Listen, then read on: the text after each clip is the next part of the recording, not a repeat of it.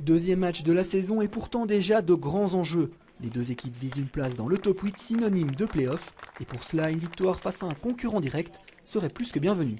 Le match a commencé sur des chapeaux de roue. On joue à peine depuis plus d'une minute lorsque Tommy Domen ouvre le score. 1-0 pour Loré qui débute la rencontre de la meilleure des manières.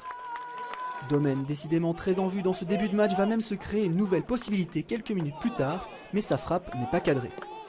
Côté anversois, le début de match est difficile. La première possibilité dangereuse n'arrive qu'à la 23e minute, à la suite d'un penalty corner, mais le tir passe à côté. Le Beerscot va même gaspiller un stroke. Rossi ne parvient pas à battre Thieffry qui réalise toutefois un superbe arrêt. Et dans la foulée, Oré va même faire 2-0 par l'intermédiaire de Branicki qui se jette littéralement pour mettre la balle au fond. Le Français permet donc à son équipe de mener 2-0 à la pause. En deuxième mi-temps, le Beerscot va montrer un autre visage et va être plus efficace à la finition. Deuxième stroke du match pour Rossi qui cette fois-ci ne rate pas le coche et permet à son équipe de revenir dans la partie.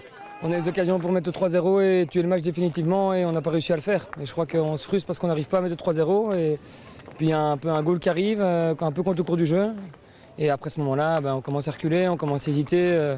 Car oui, la confiance a clairement changé de camp. C'est maintenant le Beerscot qui pousse pour revenir au score, en témoigne cette occasion de Kathleen. Et ce qui devait arriver arriva pour les Bruxellois, c'est Gaëtan Pérez qui égalise suite à une erreur de concentration de la défense.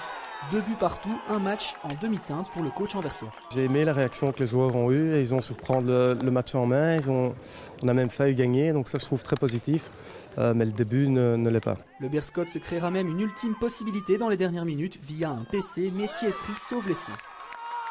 Le score n'évoluera plus, les deux équipes se quittent donc dos à dos dans un match qui aurait pu basculer d'un côté comme de l'autre.